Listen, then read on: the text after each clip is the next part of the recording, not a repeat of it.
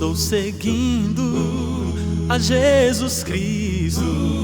Desse caminho eu não desisto. Estou seguindo a Jesus Cristo. Não voltarei, não voltarei, não voltarei, não voltarei.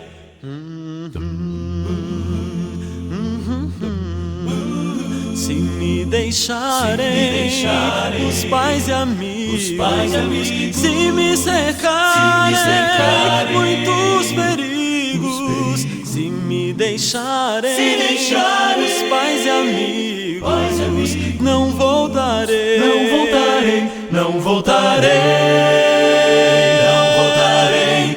Atrás o mundo, Jesus à frente, Jesus o guia onipotente. Atrás o mundo e Cristo à frente. Não voltarei, não voltarei, não voltarei, não voltarei, não voltarei.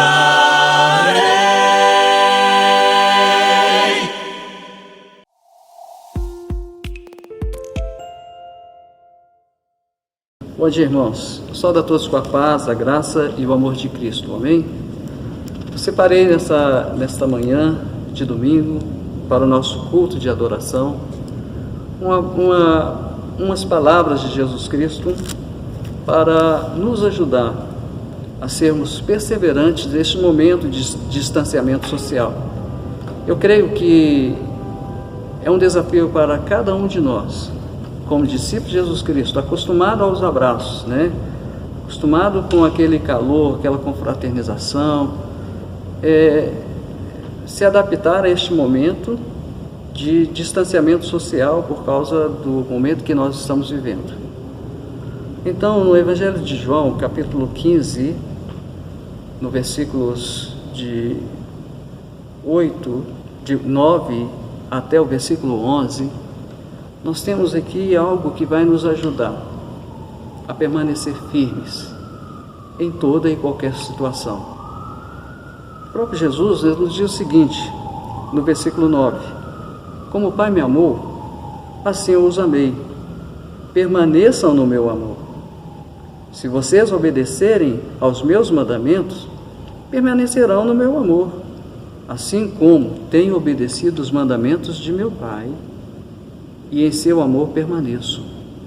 Tenho dito essas palavras para que a minha alegria esteja em vocês e a alegria de vocês seja completa. Então, neste momento que nós estamos vivendo, Deus quer que você adore a Ele agora, com alegria. Todo o seu pensamento e toda a sua atenção não esteja voltado para a presença de Jesus Cristo. É como o apóstolo Paulo falou: nada poderá nos separar deste amor. Então agora, eu gostaria de deixar para você 3 verdades que está dita neste versículo aqui. A primeira verdade é que você e eu, nós precisamos permanecer na palavra de Deus, nos mandamentos de Deus. Outra verdade é que eu preciso obedecer a essa palavra. Os mandamentos de Deus vai fazer bem para a nossa vida. É o alimento para deixar com que eu fique e você fique entusiasmado, animado, cheio da presença dEle. E isto vai gerar em nós o amor. Se eu obedeço a palavra de Deus, eu amo a Jesus e eu estou permanecendo nele. E é isso que Deus espera de mim e de você nessa manhã. Que eu e você nós possamos adorá-lo com alegria. E esta é a maneira. É isto que Jesus pede para cada um de nós. Ele fala aqui no versículo 11: tenho dito essas palavras para que a minha alegria esteja em vocês e a alegria de vocês seja completa. Então agora é momento de eu e você olharmos para Jesus Cristo e adorar o nosso Deus. Que Deus possa nos abençoar. E vamos orar. Pai querido, nós chegamos diante do Senhor, no nome de Jesus Cristo. e queremos agradecer ao Senhor pela sua palavra. Ela tem feito de nossa vida, Pai, uma vida, Pai, transformada, e a cada dia, Pai, nós somos pessoas melhores, porque obedecemos a sua palavra. Que cada um de nós, Deus, possamos estar olhando para o Senhor neste momento. Possamos, Deus, estar depositando a nossa confiança naquele que é poderoso para fazer infinitamente mais de tudo aquilo que pensamos. Ó Pai, que o seu amor permaneça no nosso coração e que o nosso coração seja, Pai, a cada dia mais um coração puro e voltado, Deus, para te servir e para te adorar. E é no nome de Jesus Cristo que nós oramos ao Senhor neste momento e desde já te agradecemos. Amém. Que Deus abençoe a igreja.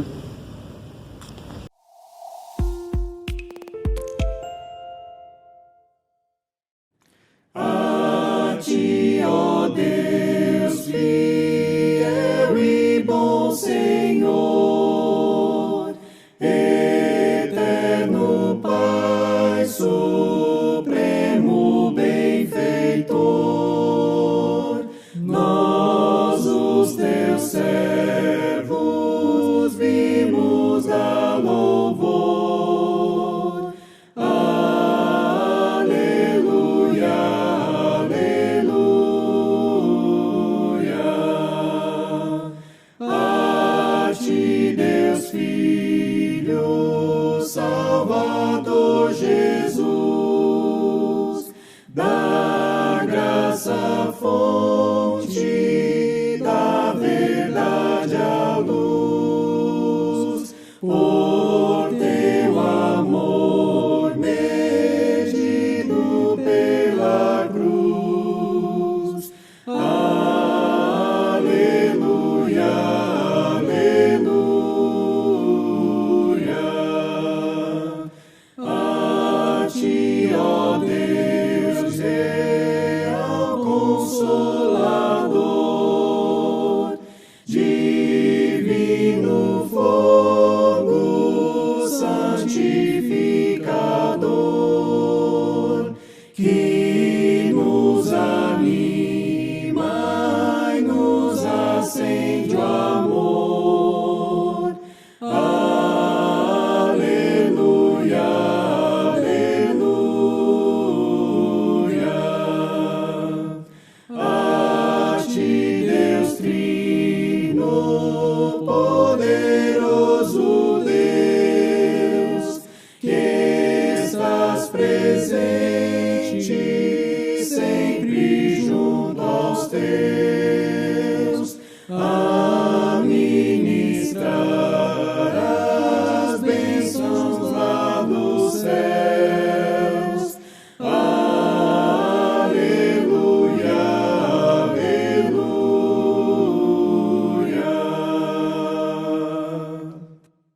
Em nada ponho a minha fé, senão na graça de Jesus, no sacrifício remidor, no sangue do bom Redentor. A minha fé e o meu amor estão firmados no Senhor, estão firmados no Senhor.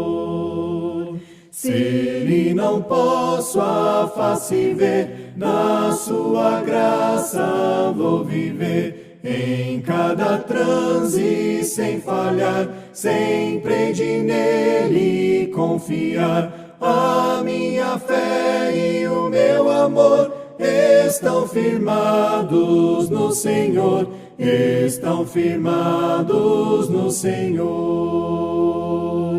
Seu juramento é muito leal, abriga-me no temporal. Ao vir cercar minha tentação, é Cristo a minha salvação. A minha fé e o meu amor estão firmados no Senhor, estão firmados no Senhor. Assim que o seu clarim soar, irei com ele me encontrar e gozarei da redenção com todos que no céu estão. A minha fé e o meu amor estão firmados no Senhor, estão firmados no Senhor.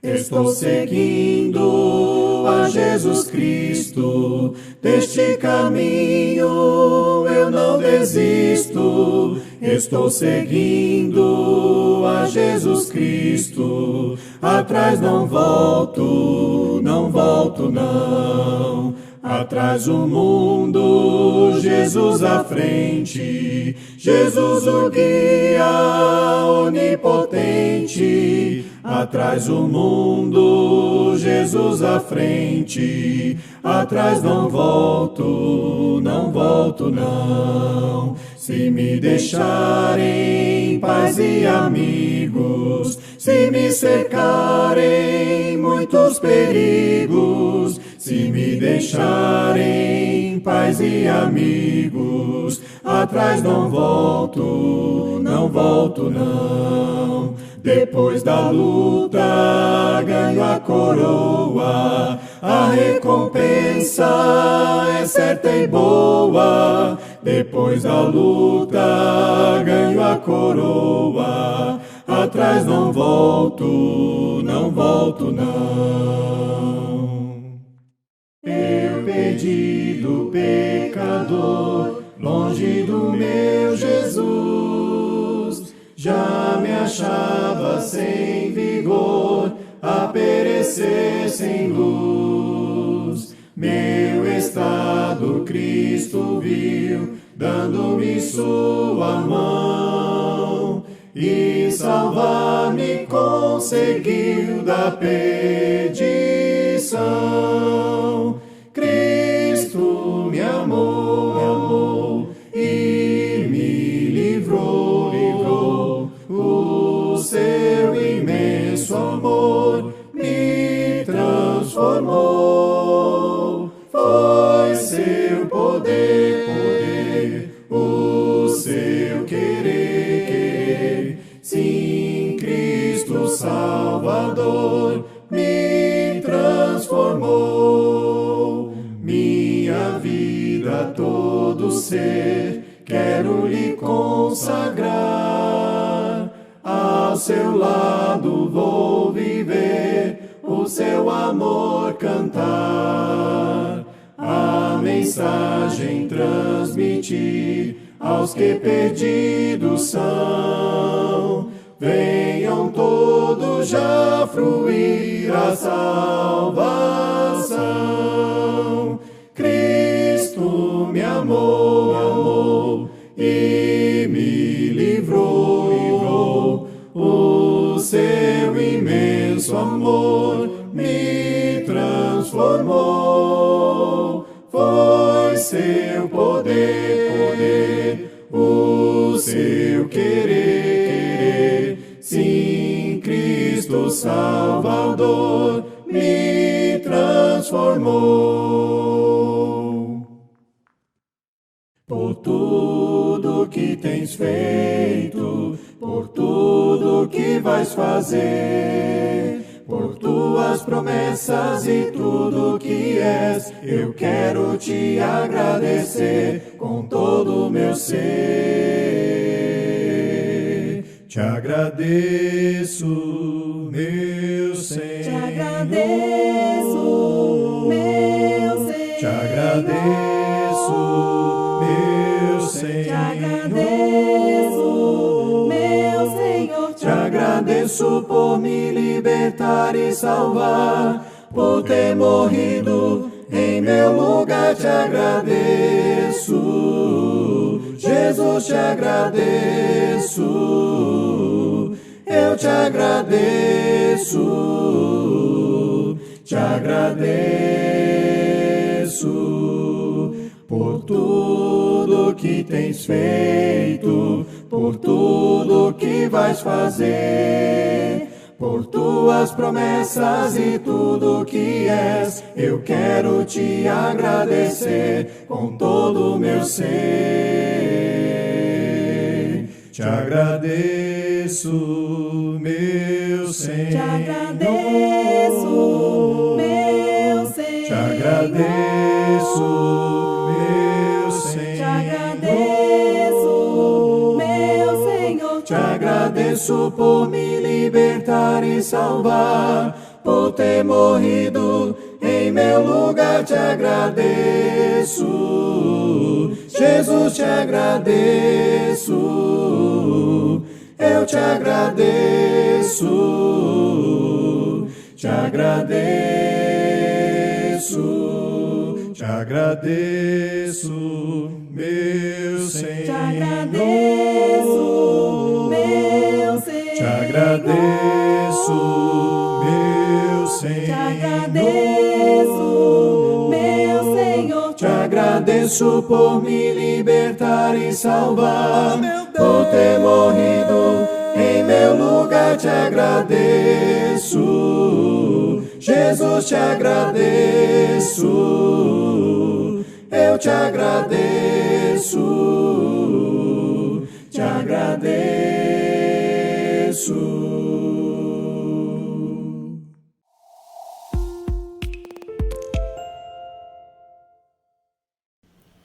Bom dia, irmãos. Bom dia, que a graça do nosso bom Deus esteja conosco mais uma vez nesse culto que nós estamos celebrando hoje. Bom, eu estou com muita saudade de vocês. Estou com muita saudade de vocês. Afinal de contas, estamos há mais de 4 meses sem as nossas reuniões presenciais, né? Sem poder ir ao culto dominical, sem poder reunir juntos como igreja para adorar o nosso Senhor. Apesar de que estamos reunindo, sim. Estamos agora reunidos em uma comunhão espiritual, orando a Deus, cantando louvores, mas eu sinto falta do abraço, da presença de vocês, e eu imagino que vocês estão também sentindo essa falta. Porque é bom as nossas reuniões têm sido muito boas e nos edificam, nos fazem crescer em espírito. Por isso a gente sente falta porque elas nos fazem bem. As nossas reuniões, elas nos fazem bem. Mas eu queria ver com vocês aqui uma forma de quando as reuniões da igreja fazem mais mal do que bem. E essa forma aqui a gente vai ver quando Paulo escreve aos Coríntios, lá em 1 Coríntios, capítulo 11, no contexto da ceia do Senhor. 1 Coríntios, capítulo 11, no versículo 17, diz o seguinte: entretanto, nisto que vou dizer, não os elogio, pois as reuniões de vocês mais fazem mal do que bem. Veja, a gente está falando das nossas reuniões que fazem um bem muito grande para nós. Só que Paulo agora está fazendo uma crítica, não um elogio, uma crítica, dizendo, a reunião de vocês fazem mais mal do que bem. Era melhor vocês terem ficado em casa, porque vocês estão se reunindo para o mal de vocês. Então, o que é que eles estavam fazendo de tão ruim nessas reuniões, que estavam fazendo mais mal do que bem? Aqui ele vai falar sobre a ceia do Senhor. E ele vai falar no versículo 20, por exemplo, ele diz o seguinte: quando vocês se reúnem, não é para comer a ceia do Senhor, porque cada um come a sua própria ceia sem esperar pelos outros. Assim, enquanto um fica com fome, outro se embriaga. Veja só, eles estavam se reunindo para o mal porque eles estavam comendo a ceia sem pensar nos outros. A igreja era uma igreja de pessoas com classes sociais diferentes. Então, existiam pessoas que eram abastadas e existiam pessoas também que eram pobres. E quando essas pessoas se reuniam em unidade e em congregação, os mais abastados comiam que se fartavam, bebiam, que ficavam embriagados, e os mais pobres, eles ficavam só olhando, porque eles não levaram nada, não tinham nada para comer, não levaram nada, não tinham nada para beber. E por isso essa reunião dos coríntios era uma reunião que fazia mais mal do que bem. Porque quando eles se reuniam para comer a ceia do Senhor, eles não comiam a ceia do Senhor, eles comiam a ceia deles. Paulo fala isso, quando vocês se reúnem para comer a ceia de vocês, vocês não estão comendo a ceia do Senhor. Então, a ceia do Senhor, ela é importante para a nossa comunhão. Esse momento que nós estamos agora participando da ceia do Senhor, esse momento de devocional da ceia do Senhor, é um momento especial, não só para que a gente possa lembrar do sacrifício do nosso Deus que encarnou, que se fez carne, habitou entre nós e deu a própria vida ao nosso favor. Não é só para lembrar do sacrifício de Jesus na cruz, mas também para ter comunhão como um corpo de Cristo. Veja só, o apóstolo Paulo continua fazendo seus argumentos e ele diz o seguinte: olha, eu vou lembrar para vocês o que eu recebi do Senhor a respeito da ceia. Pois recebi, versículo 23, pois recebi do Senhor o que também entreguei a vocês, que o Senhor Jesus, na noite em que foi traído, tomou o pão e, tendo dado graças, partiu-o e disse: isto é o meu corpo que é dado em favor de vocês. Façam isso em memória de mim. Veja só, ele está lembrando o que Jesus fez com seus discípulos, né, com os apóstolos. Jesus, ele em comunhão com seus apóstolos, ele pegou o pão e o partiu. Deu a cada um e disse: façam isso em memória de mim. Veja que Jesus não está falando a respeito de comam o pão, mas ele disse: ó, eu parti o pão. Então partam o pão, compartilhem do pão em memória de mim. A ceia do Senhor não é o momento em que nós estamos individualmente comendo do pão que simboliza o corpo de Cristo, mas em comunhão, partindo o pão, compartilhando do pão e lembrando do corpo que foi sacrificado na cruz. Os coríntios estavam errando nisso, porque eles não estavam partindo o pão, não estavam compartilhando o pão pensando nas outras pessoas. Estavam sendo egoístas, estavam pensando somente em si mesmo. Mais uma vez, a gente vê ainda um alerta de Paulo. O versículo 29 diz o seguinte: pois quem come e bebe sem discernir o corpo do Senhor, come e bebe para a sua própria condenação. Quem come e bebe sem discernir o corpo do Senhor, come e bebe para a sua própria condenação. Quando nós estamos participando da ceia do Senhor, nós devemos olhar para o corpo e discernir o corpo do Senhor. E o que é o corpo do Senhor? É o pão? É o pão. Mas sabe que tem outro sinônimo para a palavra o corpo do Senhor. O corpo de Cristo é quem? É a igreja. É a sua igreja. Então, quando nós estamos participando da ceia do Senhor, nós devemos também discernir a igreja. Olhar para o lado, olhar para as pessoas e ver as pessoas dentro das suas próprias necessidades. Estar comendo do nosso pão, mas tendo a preocupação se o nosso irmão também está comendo. Se o nosso irmão tem comida, se o pão que eu comi hoje também está na mesa do meu irmão. Então, fazer isso, comer da ceia do Senhor, sem discernir o corpo de Cristo, é comer para nossa própria condenação. Por isso, meus irmãos, eu queria fazer esse alerta para que a gente possa olhar o nosso corpo como igreja dentro das nossas necessidades. E dentro das nossas necessidades, vamos partir o pão. Vamos partir do nosso pão, assim como Jesus fez com os seus apóstolos, com os seus discípulos. essa reflexão que eu tenho para deixar com vocês hoje a respeito da ceia do Senhor. E para a ceia do Senhor, vamos fazer uma oração para que a gente possa comer do pão que simboliza o corpo de Jesus Cristo, mas sem esquecer do pão que alimenta a nossa família e que também deve alimentar a família dos nossos irmãos. Vamos orar. Senhor, bondoso Deus e Pai amado, nós te oramos, ó Pai, agradecidos porque o Senhor enviou o seu Filho, enviou Jesus Cristo aqui à Terra. E, através de Jesus, nós podemos conhecer ao Senhor. Jesus é aquele que veio revelar a tua bondade, a tua misericórdia, a tua graça para a humanidade. Por isso, ó Pai, nós te agradecemos. Te agradecemos porque o Senhor nos libertou através de Jesus.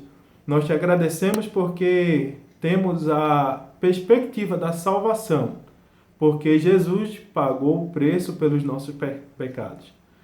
E nesse momento, nós estamos compartilhando do pão que simboliza o corpo sacrificado de Jesus. Por esse pão nós te oramos, agradecidos pelo sacrifício do teu Filho. Em nome de Jesus. Amém.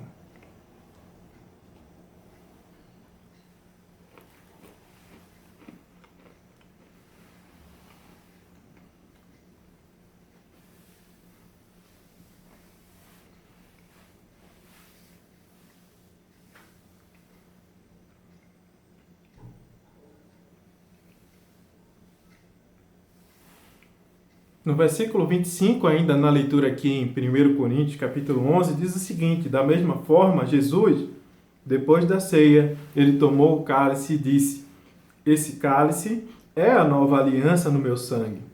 Façam isso sempre que o beberem em memória de mim. Porque sempre que comerem deste pão e beberem deste cálice, vocês anunciam a morte do Senhor até que ele venha. No versículo 28, o apóstolo Paulo pede para que a gente se examine. Examine como nós estamos, examine a si mesmo. Examinar o que eu estou fazendo aqui na Terra. Como é que eu estou me relacionando com os meus irmãos. Esse momento da ceia, esse momento da adoração, esse momento da nossa reunião, está nos fazendo bem ou está servindo mais para o nosso mal? Faça essa análise, faça esse exame, examine-se a si mesmo. E então, coma. E então, beba. Coma do pão, beba do suco.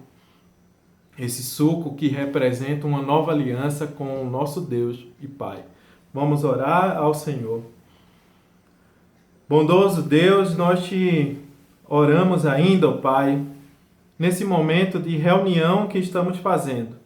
Uma reunião espiritual, uma reunião que nesse domingo não é presencial, mas é uma reunião entre os santos que adoram ao Senhor, que ouviram a Jesus, que ouviram a respeito de Jesus e reconhecem que Jesus é o Senhor sobre o céu e sobre a terra. E que Jesus seja também o Senhor sobre a nossa vida. Só que Jesus é o Senhor porque Ele entregou a sua vida. E depois que entregou a sua vida, Ele venceu a morte. E a Ele foi dado um nome que é acima sobre todo o nome, para que todos possam glorificá-lo. Nós te oramos, ó Pai, a respeito do sacrifício de Jesus pelo sangue derramado, o sangue que agora está sendo representado pelo suco de uva, suco da videira. Que o Senhor possa abençoar a nossa ceia, que nós possamos estar participando dessa ceia com dignidade, porque sabemos, ó Pai, que nós não merecemos o sacrifício de Jesus, mas estamos examinando diariamente a nossa vida. Estamos, mais uma vez, nos examinando para então comer o pão e beber o suco. Nós oramos em nome de Jesus. Amém.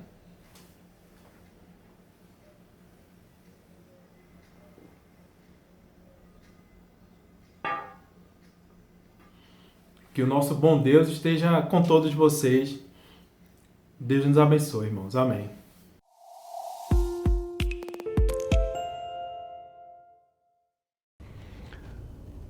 Bom dia, irmãos, irmãs e nossos queridos visitantes. Graças a Deus por mais uma oportunidade de demonstrar a Deus a nossa gratidão pela vida e todas as coisas que Ele nos dá. Vamos abrir nossas Bíblias em 1 Coríntios, capítulo 16, e vamos usar de 1 a 4 como mensagem para a oferta agora de manhã. 1 Coríntios 16, de versículo 1 a 4. Ele diz: quanto à coleta para o povo de Deus, façam como ordenei às igrejas na Galácia. Então a gente vê aqui que o apóstolo Paulo, que estava escrevendo esta mensagem para os irmãos em Corinto, ele está dizendo, vamos fazer do mesmo jeito aqui. Essa é a forma de fazer a coleta. No primeiro dia da semana. Então, ele já estipulou que no primeiro dia da semana, quando a gente se reúne normalmente, então é uma boa hora de fazer a coleta. Então, no primeiro dia da semana, cada um de vocês, ele não disse uma pessoa, outra pessoa, quem tem muito, não, ele disse cada um de vocês. Cada um de nós pode fazer um pouco ou muito. Então, se cada um faz aquilo que pode fazer, imagine como a igreja poderia servir melhor a Deus, ajudar aos pobres, continuar a sustentar o abrigo lar cristão, ajudar as pessoas que estão passando por necessidade, muitas e muitas coisas que poderiam ser feitas se cada um fizesse como deve fazer. Então, cada um de vocês separe uma quantia de acordo com a sua renda, reservando-o para que não seja preciso fazer coletas quando eu chegar. Então, Paulo já estava programando uma viagem para Corinto para receber a coleta e levar para ajudar as pessoas necessitadas e etc. Então, ele disse, vão fazendo. No primeiro dia da semana, quando estiverem juntos, então, leve a sua oferta e coloque lá. E então, quando eu passar, eu posso levar a sua coleta para ajudar as pessoas. Então, quando eu chegar, ele diz, entregarei cartas de recomendação aos homens que vocês aprovarem, e os mandarei para Jerusalém com a oferta de vocês. Então, olhe, tudo que é feito na igreja do Senhor tem que ser feito com muita ordem, com decência. Tem que ser feito de forma que agrada a Deus, a forma melhor, acima de suspeita. Ninguém deve suspeitar nada na igreja do Senhor.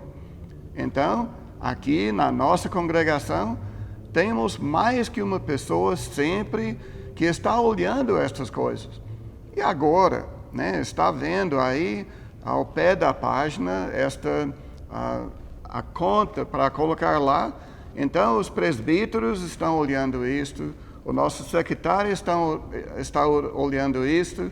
Então, está acima de suspeito. Sabemos quanto que está sendo depositado para o uso da igreja do Senhor. E então, até o Paulo falou, se me parecer conveniente ir também, eles me acompanharão. Se eu achar bom que eu também for lá para levar a coleta, então eu também vou. Mas está vendo como a coleta que a gente faz aos domingos é uma coisa muito séria, é uma coisa necessária porque a igreja precisa de fundos para funcionar, para ajudar as pessoas. E tudo todinho que entra e que sai da igreja, isto está no livro, isso está já anotado. Então, qualquer um pode olhar o livro para ver aquilo que entrou, aquilo que saiu, de onde veio, aonde foi. Então, graças a Deus por esse exemplo que o Paulo nos deu aqui em 1 Coríntios, capítulo 16, e em outros lugares na palavra que ele nos instrui, mas graças a Deus por isto. Então, agora, estamos dando para cada um a oportunidade de fazer esse depósito. E se quiser passar também no prédio da igreja, deixar a sua oferta lá, pode comunicar com o nosso irmão Anderson, e então pode combinar com ele, passar lá e deixar com ele, se não tiver condições de fazer o depósito. Mas, graças a Deus pela oportunidade de servir a Deus. Eu sinto alegre, eu sinto muito feliz em poder ajudar as pessoas. Desde o início de minha caminhada com Cristo, que era como criança, eu sempre faço assim, e eu estou muito feliz em poder participar, e espero que você também. Vamos orar. Ó nosso Deus e Pai, glorificado seja o seu santo nome por toda a eternidade. Muito obrigado, Pai, por nos aceitar como seus filhos, nos perdoar os pecados, nos dar um coração limpo, de dar para nós uma vida nova. E agora, Pai, pela oportunidade de ofertar na sua igreja, para que a sua igreja possa servir a Ti e ajudar as pessoas necessitadas, ajudar com tudo aquilo que é preciso para trabalhar melhor para o Senhor. Obrigado, Pai, pela oportunidade. Nos perdoe por todos os pecados. Em Cristo oramos. Amém. A lei do Senhor é perfeita e restaura a alma. O testemunho do Senhor é fiel e dá sabedoria aos simples. São mais desejáveis do que o ouro depurado. São mais doces do que o mel e o destilar dos favos. Os preceitos do Senhor são retos e alegram o coração. O mandamento do Senhor é puro, ilumina os olhos. São mais desejáveis do que o ouro depurado. São mais doces do que o mel e o destilar dos favos. O temor do Senhor é límpido e permanece para sempre. Os juízos do Senhor são verdadeiros e todos igualmente justos. São mais desejáveis do que o ouro depurado. São mais doces do que o mel e o destilar dos favos.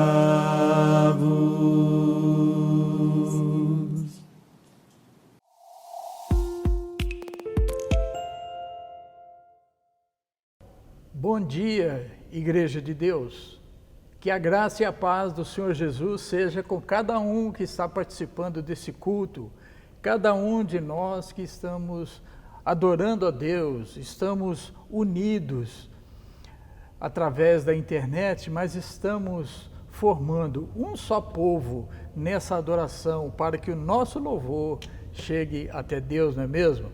E agora nessa mensagem, hoje nós temos o tema para ser desenvolvido aí, na estrada de Emaús, aqueles dois discípulos que aquele domingo à tarde estavam indo para casa.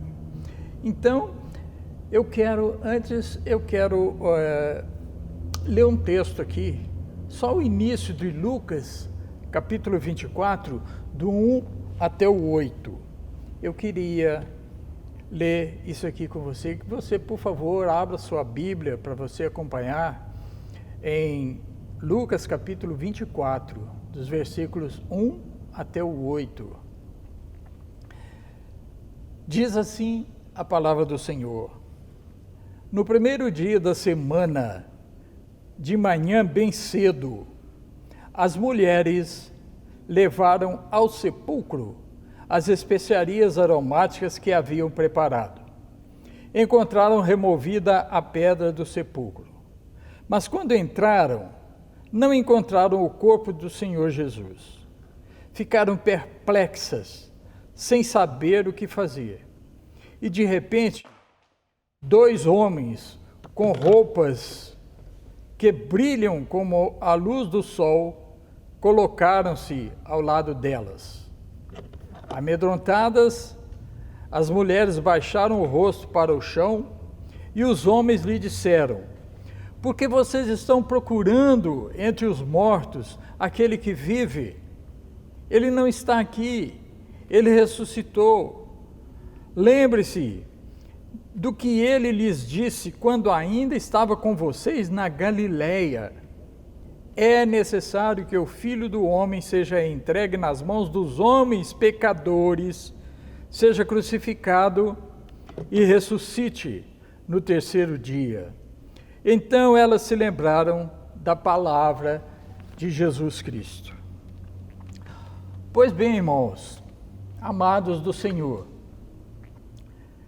eu já falei algumas vezes aqui o quanto eu amo esse texto, porque ele narra um fato muito lindo no Evangelho.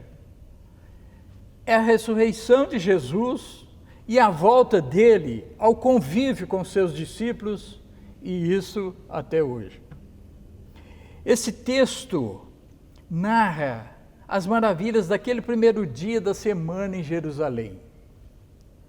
Eu me coloco e sinto como um daqueles irmãos que estavam descendo para Emaús. Eu participo com eles da decepção que os invadia, né? Havia uma decepção com eles. Eles iam conversando tristes, estrada fora, rememorando os fatos doloridos daquele fim trágico, aquele fim de semana doído. Eles iam conversando decepcionados. Eles jamais imaginaram como que os fatos daquele fim de semana naquela cidade de Jerusalém mudaram o mundo. Nem sonhavam com o impacto que a humanidade sofreria após aqueles dias. Mas, ainda hoje, eu sinto a mesma decepção deles naquele domingo. Sinto. 1987 anos depois, eu fico triste como eles, mas até o versículo 15, quando o próprio Senhor Jesus se aproxima e caminha com eles. Sinceramente, eu fico rindo hoje, porque eu vejo na Bíblia a aproximação do Senhor e o caminhar dele junto deles. Isto me ensina uma coisa muito especial, Jesus caminha com os seus discípulos. Há tristezas? Há dissabores? Mas Jesus está ressurreto. Jesus está com os discípulos. Eu fico muito emocionado porque o Senhor, Ele interfere no assunto daqueles discípulos. O Senhor interfere no assunto dos discípulos dele e se faz parecer a pessoa mais alienada de todos os tempos ali naquela cidade.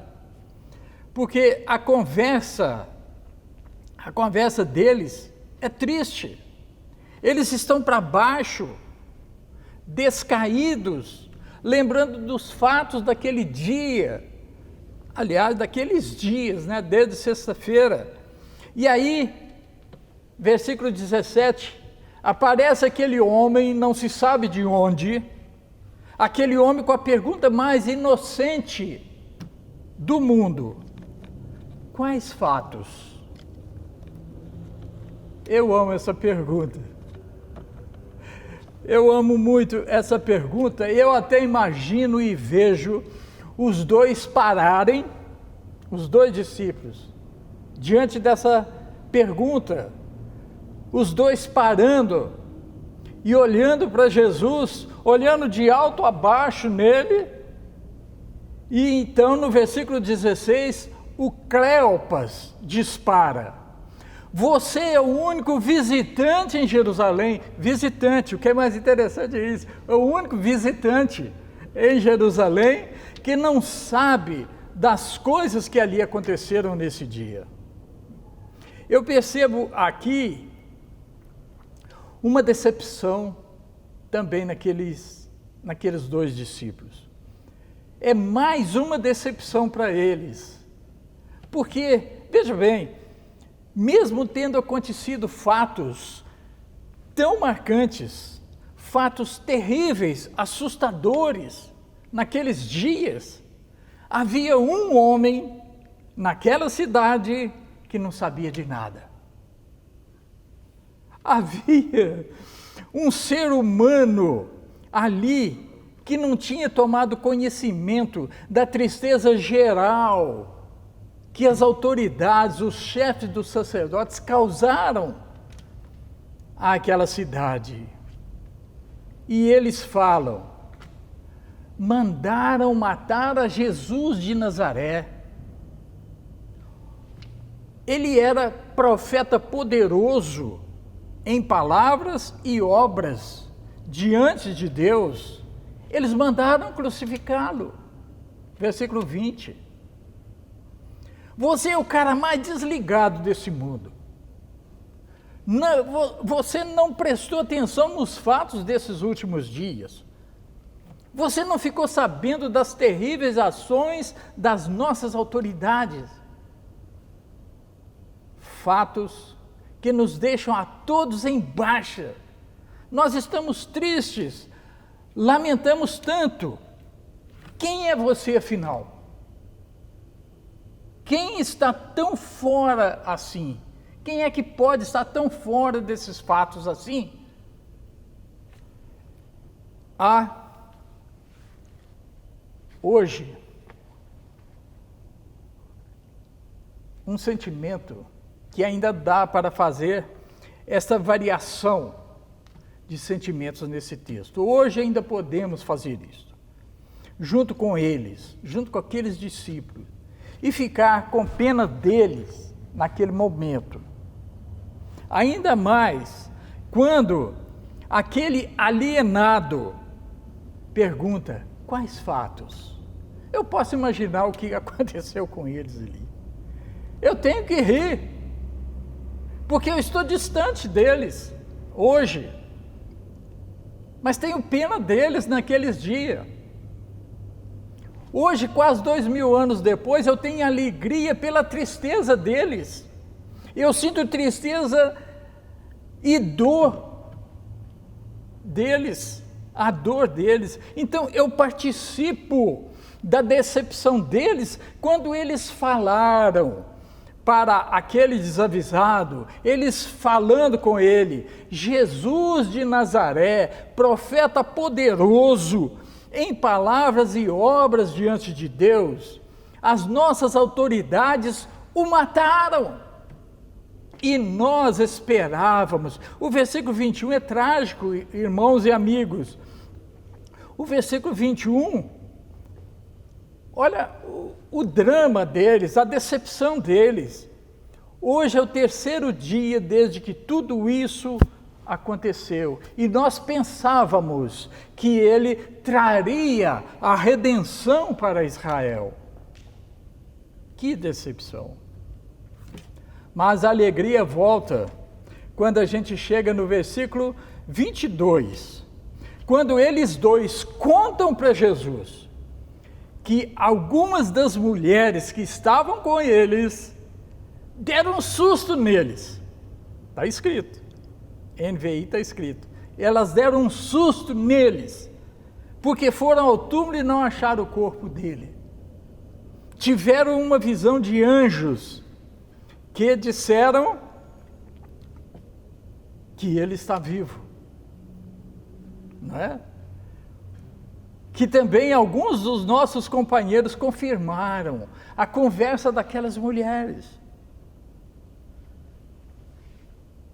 Então aí volta a alegria.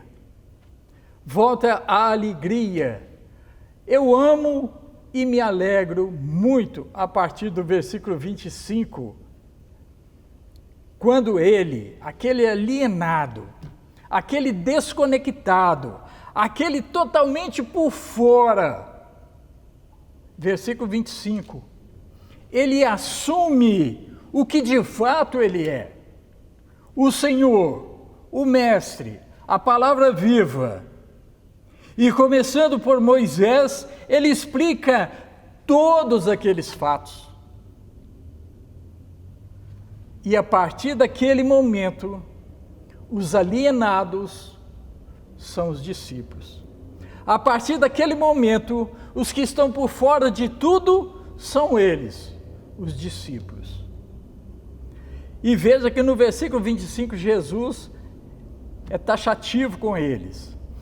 Como vocês custam a entender e como demoram a crer em tudo que os profetas falaram. Não devia o Cristo sofrer essas coisas para entrar na sua glória? Está lá nos profetas. Como vocês são tardios em entender isso? Agora, o restante do texto, eu acho que eu devia ficar aqui mais um bom tempo para falar sobre ele. E eu gosto muito desse texto e gostaria muito de falar até logo, né? Esse assunto lá desses irmãos e a volta deles, né? Mas uma coisa é certa, irmãos e amigos, vamos aplicar isso para nossos dias, para nós aprendermos que nós estamos em tempos de tristeza. Nós estamos em tempo de decepções para muita gente. Quanta insegurança para quantas famílias, por causa do desconhecimento dos fatos que têm ocorrido entre nós. Mas eu vejo Jesus chegando junto. Eu vejo Jesus chegando e perguntando: quais fatos? Eu vejo Jesus andando conosco e muitos de nós ainda não o conseguem reconhecê-lo. Mas eles, andando conosco, Jesus andando conosco, pergunta: o que é que está acontecendo? Senhor, nós estamos vivendo numa pandemia, mas nós confiamos e sabemos quem é o Senhor. Nós sabemos que o Senhor está conosco. Mas para aqueles homens, aqueles discípulos naqueles dias, Jesus fala, 3 vezes Jesus fala: homens de pequena fé, quais são os fatos que perturbam vocês? Para muita gente essa pergunta cabe ainda hoje. Quais são os fatos que ainda perturbam vocês? Jesus está ressuscitado. Jesus está junto com os discípulos dele. Quais são os fatos que os impedem? Vocês não entendem que eu estou com vocês? Amados, Jesus vem ao nosso encontro. No momento que nós mais precisamos dele, ele está conosco. Creiam, irmãos. Ele não nos deixa sozinhos. Embora haja momentos que nós nos sentimos em um deserto. Nós estamos sozinhos num lugar onde não tem nada mais e somente um sol nos queimando, nos empurrando para baixo, nos enterrando na areia. Mas ainda assim Jesus está conosco. Se nós estamos com esse sentimento, nós temos que acreditar e confiar que Jesus ainda está conosco. Não vamos desistir, irmãos. Nós não podemos desistir, porque seja o que for que nós estivermos passando, Jesus está presente com seus discípulos. Seja o que for que nós estivermos sofrendo, Jesus é conosco. E eu quero, irmãos e amigos, vocês que estão conosco nesta adoração, vamos fechar essa mensagem lembrando como foi o fechamento do ministério o ministério pessoal de Jesus aqui na terra. Vamos lembrar. Ele fala lá em Mateus 28:20, eu estarei sempre com vocês até o fim dos tempos. Eu gosto dessa expressão, porque ela nos leva a acreditar, a confiar, que nós não estamos reconhecendo Jesus aqui no nosso lado, mas Ele está. Ele está. Jesus, Ele vem ao encontro dos seus discípulos no momento do nosso abatimento, no momento em que, quando nós já não temos mais nada o que fazer, Ele vem. Jesus está junto da igreja dele. É o que Ele falou, eu estou com vocês todos os dias, até o fim. Então, irmãos, nos versículos 33 e 34, quando os discípulos estão reunidos lá em Jerusalém, eles estão reunidos, portas fechadas, com medo dos judeus. Está vendo? O que acontece? Jesus aparece, Jesus se coloca no meio deles e fala, paz seja com vocês. Ele se apresenta no meio deles e os agracia com a paz e a sua presença. Discípulos reunidos, Jesus está presente. Onde os discípulos se reúnem, ali está Jesus. Jesus é Emanuel. Jesus é Deus conosco. Emanuel é Deus conosco. E Jesus é Emanuel. Irmãos e amigos, nossos dias estão difíceis, nossos dias estão cheios de desafios. Ele está conosco, Ele está entre nós, sim. Nós não podemos desanimar, nós não podemos desistir, nós precisamos manter a nossa confiança, sim, porque Ele não desampara os seus. Não, é promessa dEle.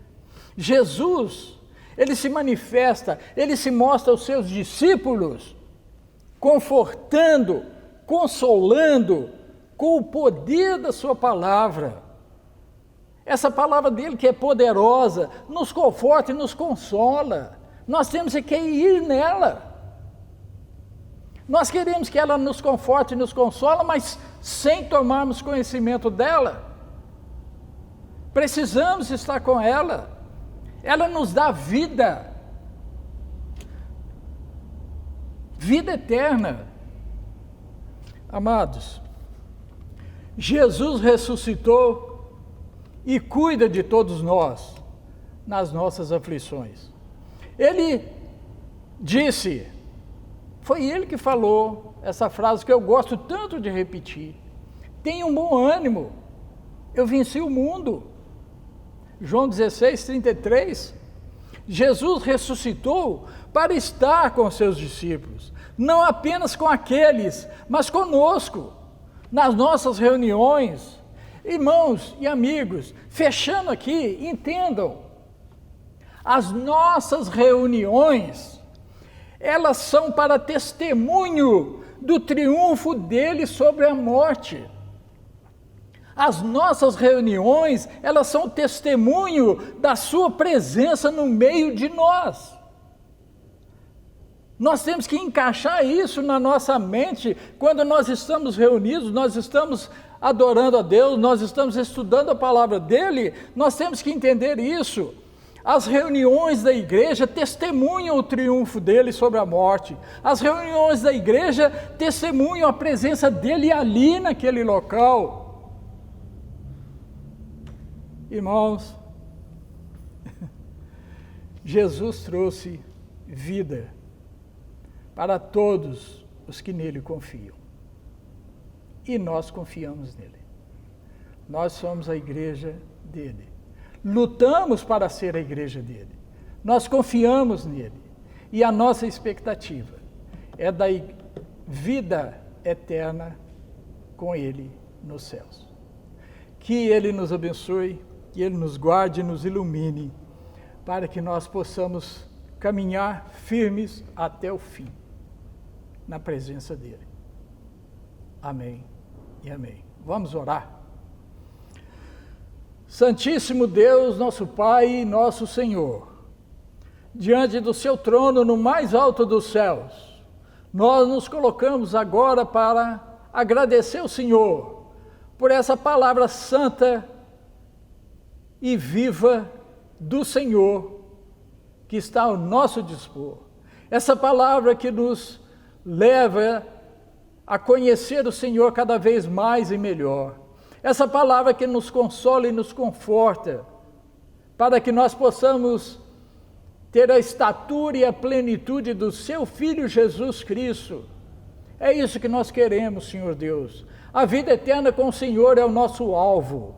Essas tristezas que estamos passando por aqui nesses tempos, nós sabemos que tudo isso é uma coisa passageira, mas as coisas que são eternas estão aí no céu, com o Senhor. Aí é que tem vida, e esse é o nosso alvo, esse é o nosso foco, Senhor. Nos ajude a nos mantermos nesse caminho, nos ajuda para que nós possamos estar desenvolvendo o nosso espírito, nossa santificação, nosso crescimento espiritual, para alcançarmos essa vida eterna com o Senhor aí no céu.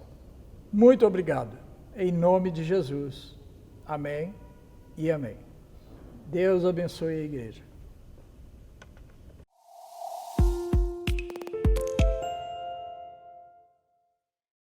Levarei eu também minha cruz, te por uma coroa trocar.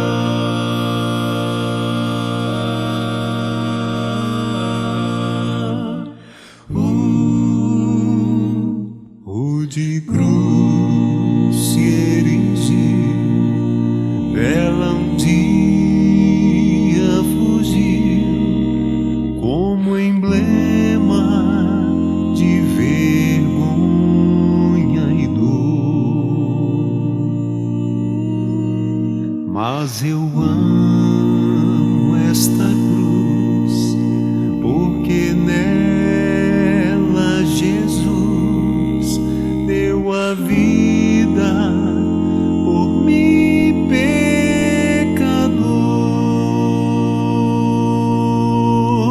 Sim, eu amo a mensagem da cruz.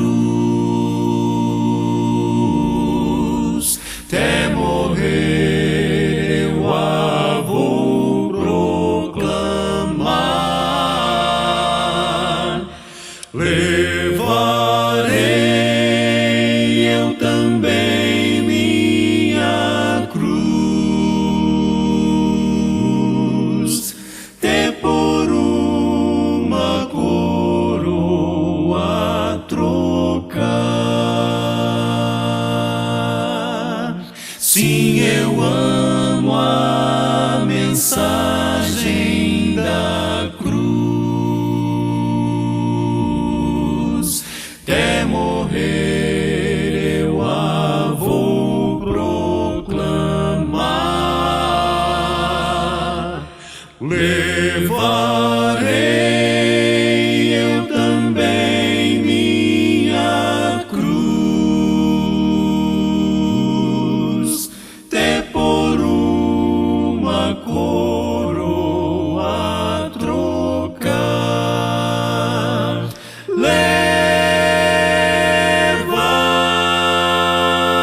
Levarei eu também minha cruz, oh de cruz, até por uma coroa.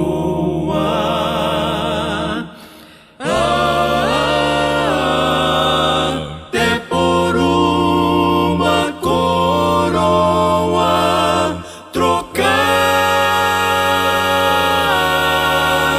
trocar.